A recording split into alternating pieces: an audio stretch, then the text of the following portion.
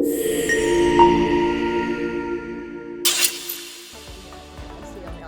worries. Joining Vimal on the panel, and we have Jörg. Jörg already opened the conference, and he has been introduced as the VP of External Affairs at Pharma. Just want to give you some more context of this role, right?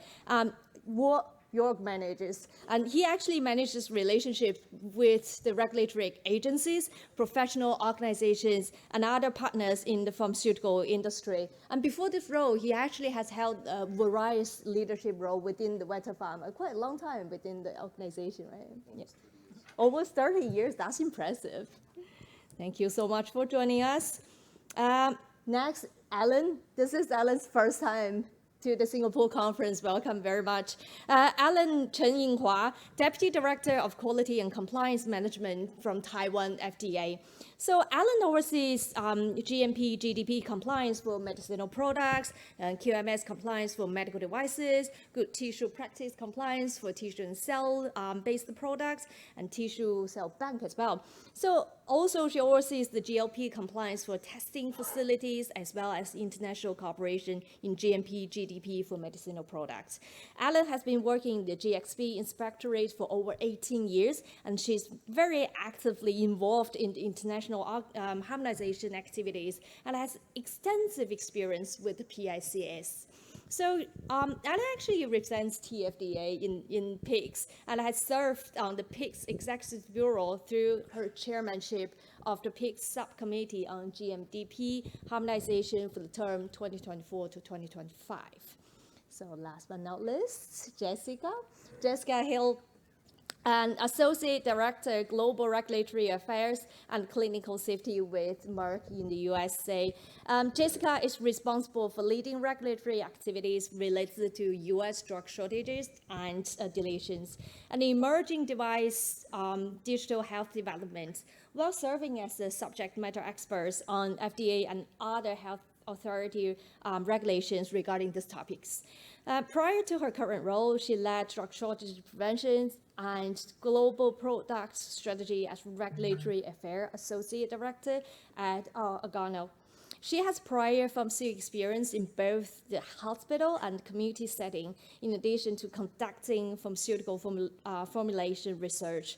After receiving her Doctor of Pharmacy degree, she remained within regulatory affairs, focusing on the global drug shortage prevention, as well as continuing to support regulatory aspects of medical devices, combination products, and digital health solutions. Welcome, Jessica. Right, so that's all our panelists. Let me maybe start our discussion with one question to all of you. So what's your vision for a sustainable pharmaceutical industry? If we can start from Vimal, please.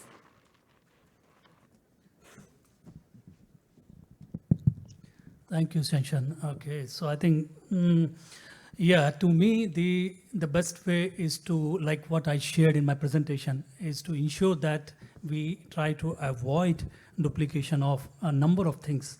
Okay, in order to not only to make sure that the drugs are available to the patient, but at the same time, okay, we do not want to overwhelm the manufacturers by having a multiple inspections, and it will certainly help in okay, sustaining the pharma industry. Yeah, absolutely. So Alan, can you please share your perspective? Yes, I would like to share some thoughts from the regulatory perspective. So in my point of view, the vision to a sustainable pharma industry is that we need to build a system that can balance the innovation with long-term health systems for everyone. So I think that to achieve this goal, that there are three key elements that we could do. Is about I think just the theme of this conference is harmonization, reliance, and convergence. So first, the harmonization. If we align with the global GMP standard, we could ensure that quality, safety, and efficacy medicine product could be supplied across all the market. And also, by harmonization the standards, we can ensure that it's not only streamline our regulatory process, but also could reduce the boundaries for the manufacturer could supply their product across all the market easier, and that could ensure that the patient could access to those essential medicines. And second, I want to mention is the Reliance. Reliance is that if we trust the work have done by other regulatory authority, which that we can reduce our duplicate work. And also that if we rely on those information, we could also reallocate our limited resources, just focus on those issues require the issue that require more attention. And the next one is about the convergence.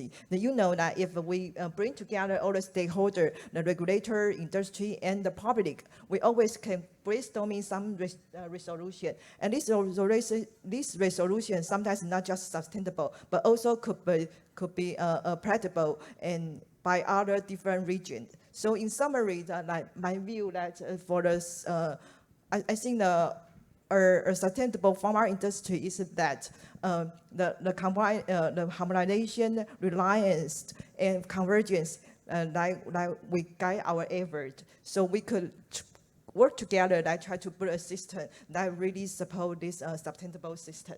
Thank you. That's very well said. And now let's hear from the industry. Jessica, can you please share?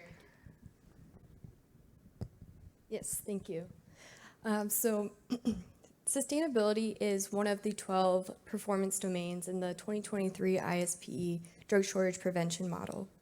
You may not naturally think that sustainability is related to drug shortage prevention. However, by creating a sustainable and striving towards sustainability goals, you're setting up an ecosystem that promotes product availability.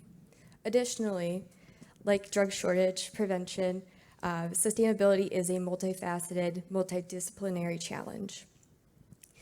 We can optimize with through a sustainability lens, looking at energy efficiency, waste reduction, creating product longevity, so on and so forth.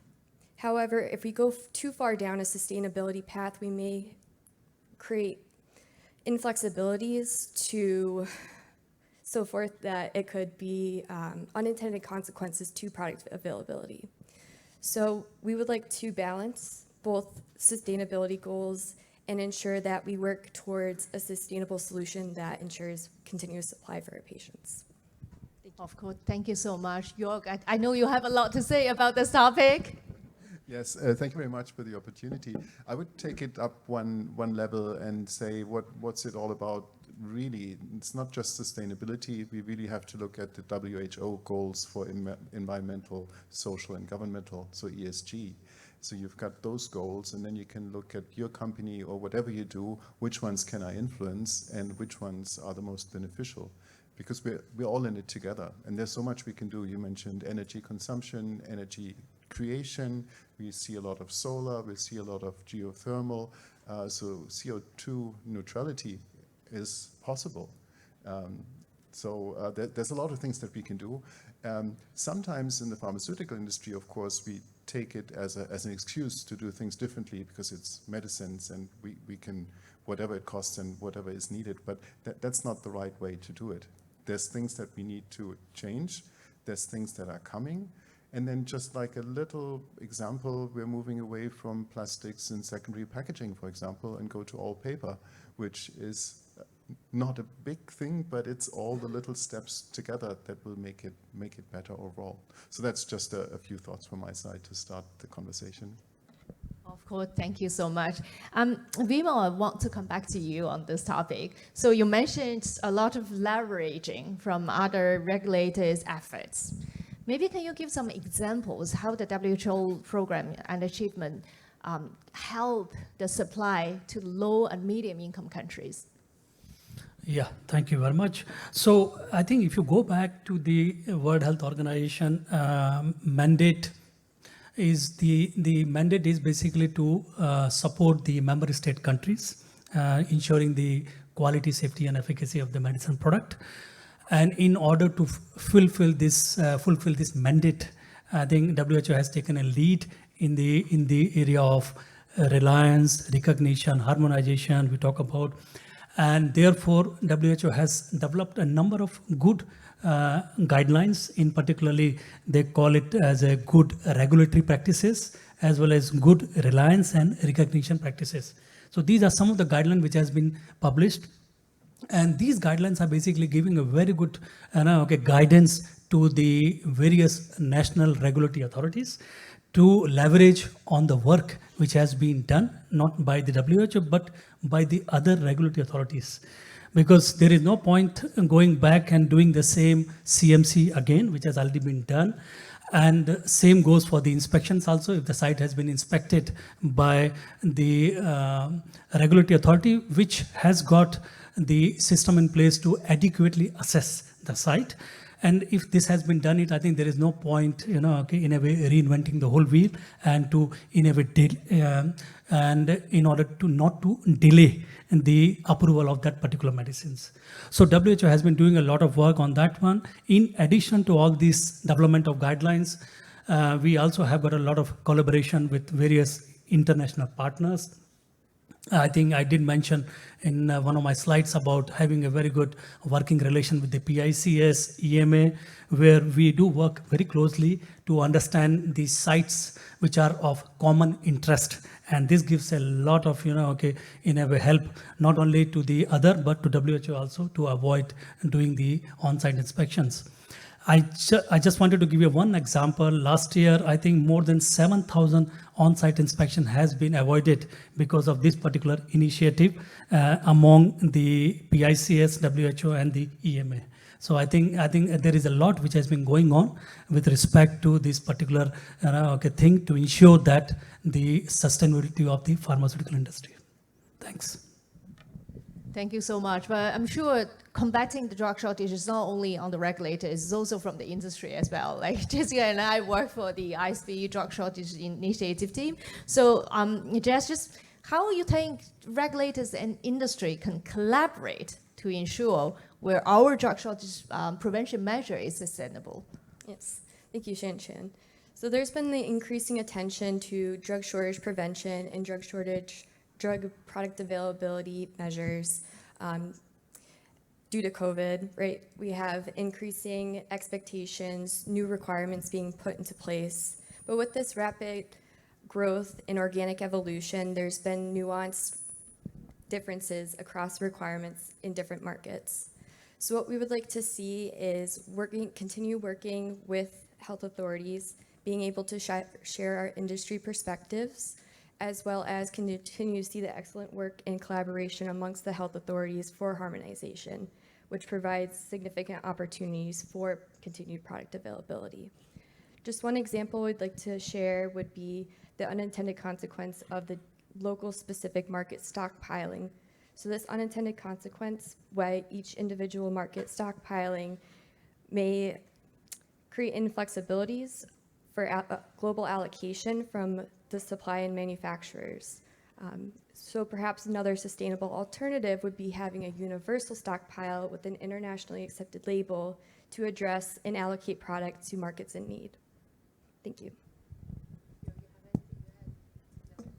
I'm still wrapping my head around the regulatory inspection things, and while we do have mutual recognition between Europe and the US, we tend to have all those FDA inspections still for pre-approval, of course. And in reality, they turn out as general GMP inspections with very little product-specific inspections in it. So maybe it's a special situation for a CDMO, but on top of all the regulatory inspections, we've got the customer audits. So we're looking at FETA at 50, 60 customer audits per year, plus 10 to 15 regulatory inspections from agencies. And that's just duplication of work. I mean, if it's been looked at 60 times a year, what will you find? Yeah. But it also puts the pressure on the investigators because they want to find something. And some want to create their reputation by having the right statistics on their 483s. So I'm sorry, I'm getting too political. But there's a lot of duplication that we could avoid on that side. Of course, thank you so much. Alan, just want to hear your perspective from PICS really on harmonization. Yeah. Okay, so based on my years involvement of the PICS activities, I could say that PICS strongly support the concept of the harmonization and reliance to address this just shortage issue.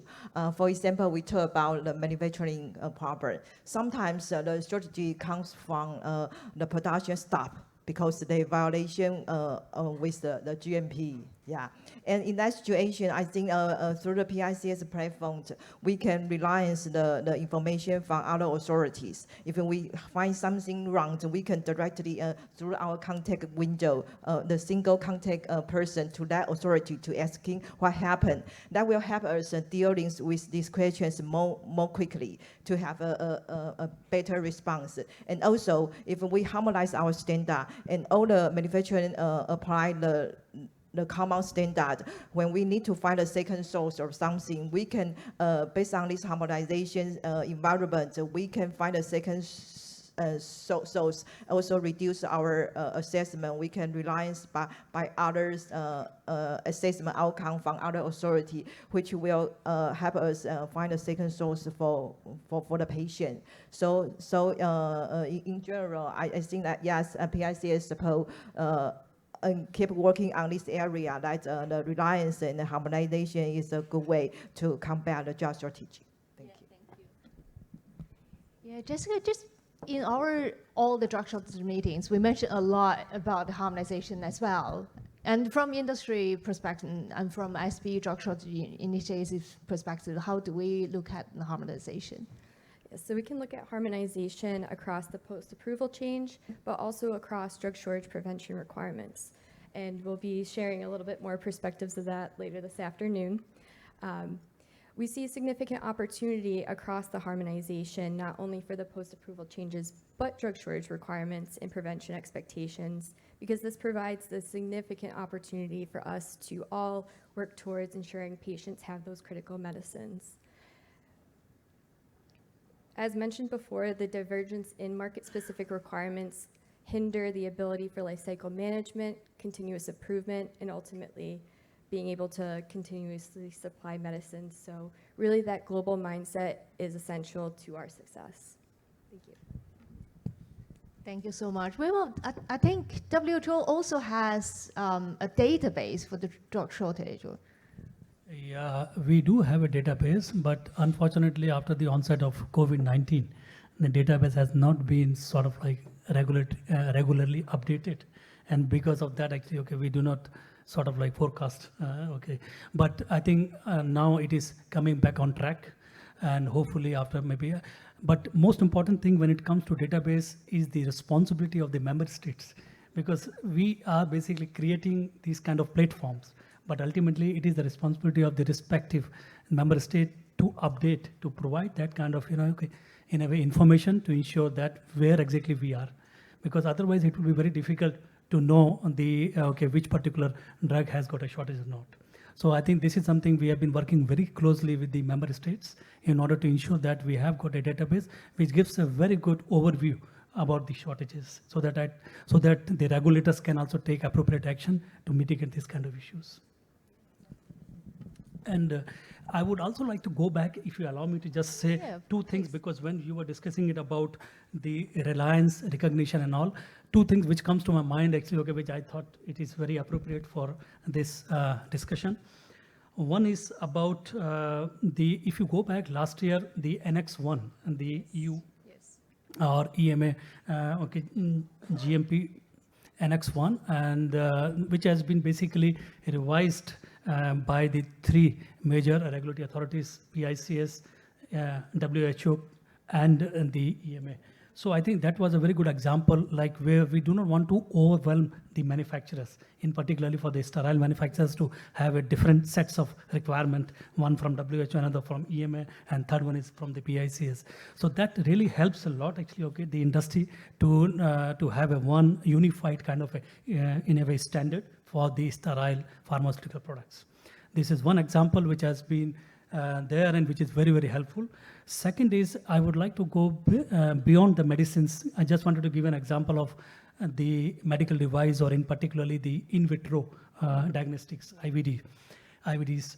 And if you take an example, early this year, we have also published our stand on the IVDs, and in particularly the inspection which are being done by the MedSAP, MDSAP, Medical Device Single Audit Program. So again, WHO is also giving a sort of like, confirmation that the inspection which has been done by the MedSAP will be accepted by WHO. So we have not been doing a lot of inspection on those IVDs and medical device manufacturer, not to, in a way, again, put the manufacturers on this kind of too much of work. But at the same time, we are also leveraging on the work which has been done by the MedSAP. Some examples just to share. Thanks. Thank you so much. Just wondering if the database is open to public. It is out there. That's a very good question about the database. I think that is something the respective member state has to contact the WHO in order to have access. Okay, I think because if it will be open to public, then I think there may be a possibility that it may not be in a way like updated it on a routine basis, or there may not be a in a way clear picture about that one, and that is where actually, okay, I think if you wanted to sort of like access it, you have to contact WHO in order to get an access. Yeah. And we don't want to create unnecessary panic as well, right? Yeah. Very true. Thank you. Thank you. So I think Jörg has something to add to that, and Annex 1, you would like that to be harmonized. No, it's really, so Vimal and I, we were very much involved in the discussion and the commenting and the back and forth. And we do have the final product, the Annex 1, which is very good. And the thing that people overlook is the things that we achieved in the consulting process, in the discussions with the authorities. So whatever was put into the drafts was always with a good intention, but sometimes not understood from the consequences.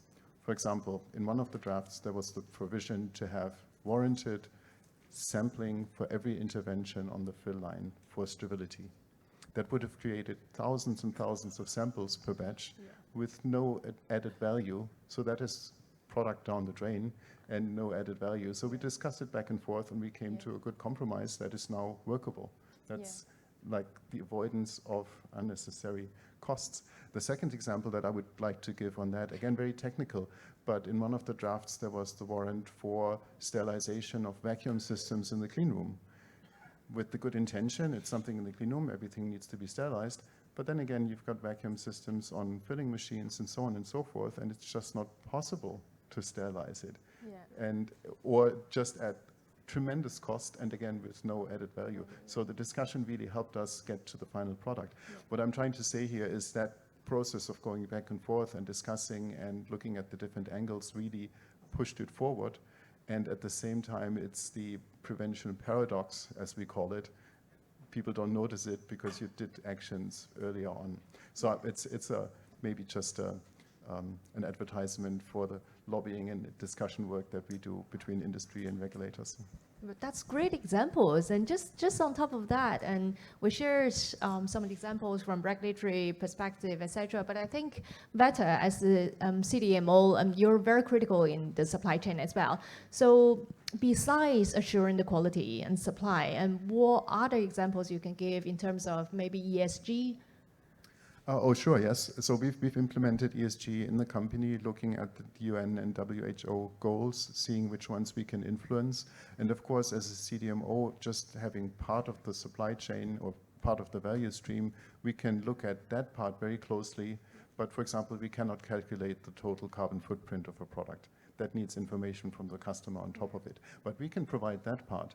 But the more important thing is, like I said, we have to look at the goals, and then we have to look at what can we influence and how can we do it. So whenever we build a new facility, we'll look at all those things. How can we preserve energy? How can we create energy? And coming back to the FOIA presentation that I'll give tomorrow, FETA received a FOIA in 2018 for a facility, which is a warehouse and visual inspection, and you would think it's nothing special. We put it in for process innovation, and then ISPE came back and said, no, this is facility of the future. You've done so much in ESG with geothermal and photovoltaic and biogas and process optimizations and so on and so forth. So there's really a lot that can be done thinking ahead. And it's sometimes the simple things and that we see now everywhere. It's the automatic switch off of lights, right? there's no risk of having the light on all night. If nobody's in the room, then the light's off. Yeah. So it's those things. Just some examples. Yeah, absolutely. And I think at the very beginning of the panel, you also mentioned like getting away from the plastic wrapping and secondary packaging. And we also use a lot of single-use technologies in the industry that's as the new technologies. I think during our discussion, we mentioned we need to strike a balance between applying those new technologies and energy consumptions, etc. So Vimal, just want to hear your perspective from regulatory. Yeah. No, I think, yeah, I do understand okay, since the adoption of Annex 1 last year, I think there have been a lot of discussion going on about the use of single-use system. And I think, yes, if you see on one side, it is good from a compliance point of view to have this kind of system, but on the other side, if you see from a sustainability, from an environment point of view, it may not be that, no, okay. So I think this is where, again, the manufacturer and the regulator, they have to work hand in hand to understand each other, okay. On one side, manufacturer has to ensure the compliance, but at the same time, some sort of a risk-based approach should come into picture. And I would say that science and risk-based approach, it is very, very important to determine the use of SUS, okay, where it is possible. And where it is not possible, I think then we have got a typical SS systems are there. So I think important is to do some sort of a risk and to determine the potential risk of using or not using that kind of system before you justify your approach. That's something I would like to add here. Thanks. If I may just add to that, whenever there's a either or question, I think the question is wrong.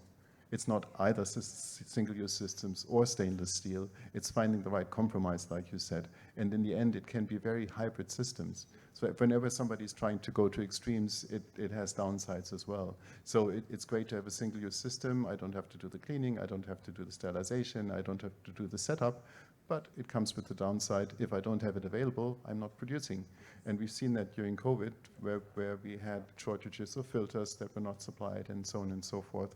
So it's, like I said, it's striking the right balance, and it can be more sustainable to go with single-use. It can be more sustainable to go with single-use systems. But in the end, for me, it's always a hybrid thing. That's a great point. And also, just on that note, in ISPE, we do have a COP for single use. And I believe there are a lot of examples, and our friends sitting at back there, and I know they're leading the COP. And there are probably some calculations, I believe, and examples to demonstrate the application of the single use was the advantage and the disadvantage as well. So just on the new technology part, and Ellen, I want to come back to you. I think Taiwan, the pharmaceutical industry is booming in Taiwan. And I've seen a lot of new modalities, the ATMPs, how the regulators in Taiwan help the industry to actually adopt all those new technologies and new therapies as well. Okay. So Taiwan FDA are highly support our innovation and encourage our manufacturer to apply the new technology. And what we do is that we provide many services. Nice service is that, for example, that we organize many dialogue, conversation with our stakeholder from the academic institute, from the research center, and also from the manufacturing site, because we try to discuss together, and because we only know about the regulation, basically the regulation and requirement, but in a practical way, they have more knowledge about the new product, the new innovation. So this conversation will help us come out a more clear requirement that we could provide to make sure the quality. And also, like for example, talking about the NS1, what we did is that we we organize many training program that is provided by TFDA that is free of charge. It's free training program and consultation process to help our industry more familiar with this international trade of the requirement. And also, I think additional one is that Taiwan FDA is now only a regulatory member of ICH, which we could follow the harmonize the requirement. And we also the member of the PICS. And then next year, we also become the observer of the ICRAMA. That will ICMIA. That will help us gather information about this non-regulatory trade. And also, I think that will help build up our competition of our industry, try to access to the international market. Yeah, that's what we did. Yeah, that's great to hear. Congrats on the new achievement. So Jörg, we mentioned the trainings on the hands-on training on the filling and septic manufacturing. We do have a training center in France, right? Yes, we do collaborate with EASE. That's partly owned by the city of Strasbourg, the University of Strasbourg, and the region. And they do have a great training facility, grade C rooms. We can do sterile manufacturing, including lyophilization. We can do solid dosage forms. There's granulation, there's tablet pressing. So it's a great facility, and local companies also send their people for training there. It's a really good resource. Yeah, the other day I was discussing with Jörg, and it would be great to set up some kind of like training facility in this part of the world as well. So if anyone in the audience and you have that facility and you want to volunteer for this training opportunities, please let us know. So let's see if there's any questions from our audience. Yes, please. There's a mic over there. Yeah. Oh. So good morning, everybody. Philipp zum Oberhaus from Endres und Hauser. Thank you for the opportunity to pose a question to you. You mentioned or discussed a lot of challenges and a lot of inspections from the manufacturer which we have to pass through all the years. We also face that from a vendor-supplier point of view. It's not inspections, but audits from the pharmaceutical and biotech industry. My question to you is how we can leverage when we pass successfully an audit from one customer from us, from a local to an international global aspect, that we get the recognition this audit is also valid for all the other different sites where they have the same products and the same installation. That would be very helpful for us. Is this acceptable like this, or do you say as producer, no, I would really like to have also the same audit several times, because that would also reduce our effort to do so? Yeah. I think in general, we suppose that we could rely on the effort have done by others. But it's based on that we have good communication, and we have built up kind of a trust between us. So maybe we should consider if this audit has done by others, if we have a close collaboration with that with that unit or that party, for example, is any specific information that we could gather information right away when we want to get something. So the connection should be very strong. Then we will be more satisfied for that. For example, in Taiwan, the industry, the Pharma Industry Association, they try to ask us, could that the authority, they have a team to promote a supply audit together, and then use the same result. We are encouraged, but the most important is that this group has need close collaboration. And when they conduct the audit, all this, everyone, the concern of everyone's concerned to be taken care of, because different usage of that supply is different. Yeah, that is the general requirement. Yeah. Okay, thank you. Yeah, maybe I think, thank you, Elaine, for giving me more time. No, I think very much possible to have, or you can easily rely on the suppliers, those who have been audited and accepted it. I would like to give you an example from a WHO perspective, just to see if it makes sense to you. Like as I mentioned, we have got a pre-qualification program for the active pharmaceutical ingredients, APIs. So in addition to the formulation, we also pre-qualify APIs. So as you know, most of the APIs are coming from China and India. Now, once the WHO has done the assessment on these API manufacturers, including those APIs, now they have been listed there. So various formulation manufacturers, they do not need to provide, they need to provide a justification about their compliance, but the same sites are not going to be re-inspected, and we are not asking that it should be audited by them to as part of the qualified supplier or something, because it has already been assessed and approved or pre-qualified by WHO. So I think this is very much possible actually, okay, if you rely on their system, if a system is there and which is in accordance to the current requirement, I think it is very much acceptable to, sort of like leverage on the work which has been done by them. Perfect, that makes our life also much easier. Thank you very much. Thank you so much. Maybe just from a production side again, of course, we've got the responsibility for what we buy, and we're of course asked by the regulatory authorities, have you qualified your suppliers?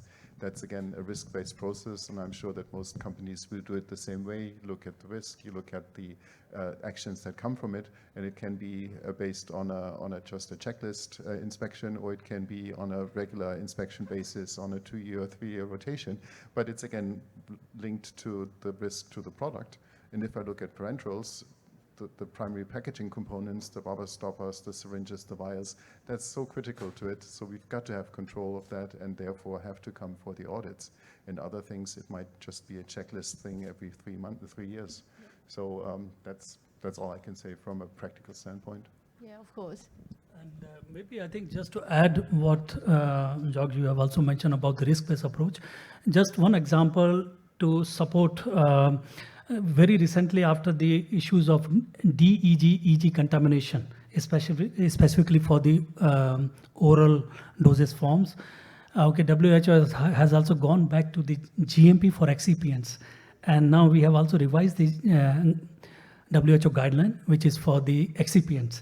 And now there is also a risk-based approach where high-risk excipients should be audited, should be qualified to look at it actually, okay, how do they manufacture it as compared to the other low-risk excipients. So I think, again, this is something which has been a very common approach, and it is acceptable by most of the regulatory authorities. Thank you.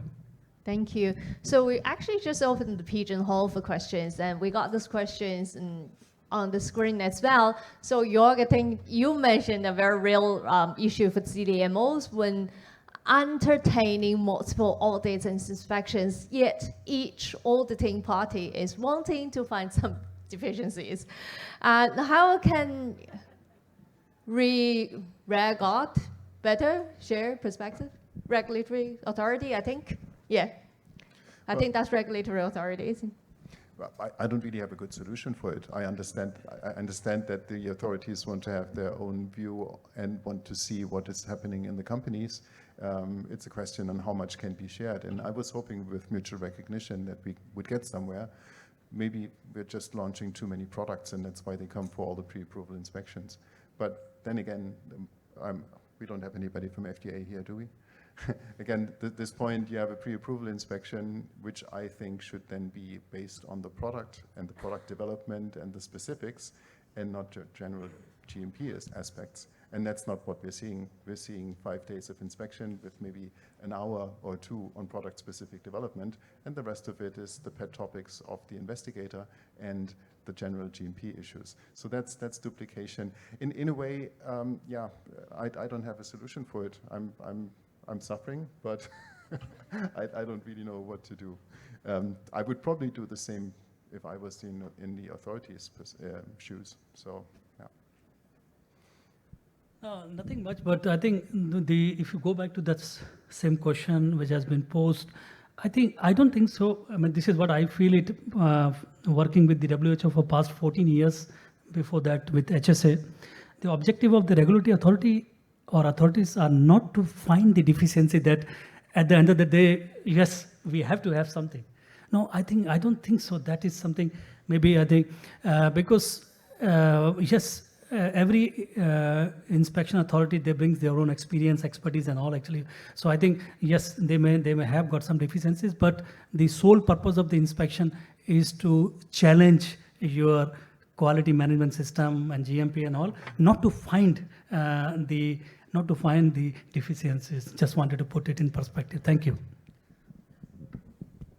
Thank you so much. And we have another question. Let's just go with one more question. And the top voted one is, any progress on secondary package of pharmaceutical products on sustainability? Yeah, so I think I mentioned that earlier on already. Moving away from blister packs to just paper-only packaging is something that is happening more and more. That makes sense. We do see some cultural differences, though. We have some products where it's all paper for all countries, except for Japan, where it's still blister packs. So it's also something that is moving slowly and moving according to the region. But it's definitely a topic.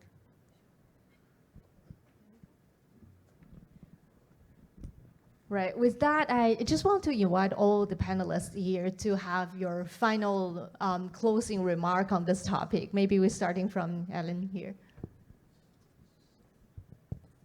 So again, I just emphasize like the harmonization, reliance, and convergence is a good tool to help us provide a sustainable pharma industry. Thank you. So we've seen excellent collaboration amongst the regulators as well as with industry, and looking forward to continuing those opportunities, both striving for sustainability and focusing on patient access. Thank you. Yeah, so I think we have said a lot about the reliance, recognition, harmonization. I think it is the way to go, because I don't think so it will be possible to, do your own work and without sort of like acknowledging and relying on the work which has been done by the other regulatory authorities. Important is to talk to your respective regulatory authorities, okay? Because I think this is the most important thing, to have a discussion with them, to put your perspective actually, okay, so that at least they understand it, okay, before they will accept or decline it. Yeah. Thanks. Yeah, and I would just come back to the UN goals again for ESG and look at those that we should be really trying to achieve as global citizens to save our planet. Yeah, it's as simple as that. Yeah, exactly. So, okay, with that, that's the end of the panel, but the discussion will continue. You will hear more from all of our panelists and speakers here.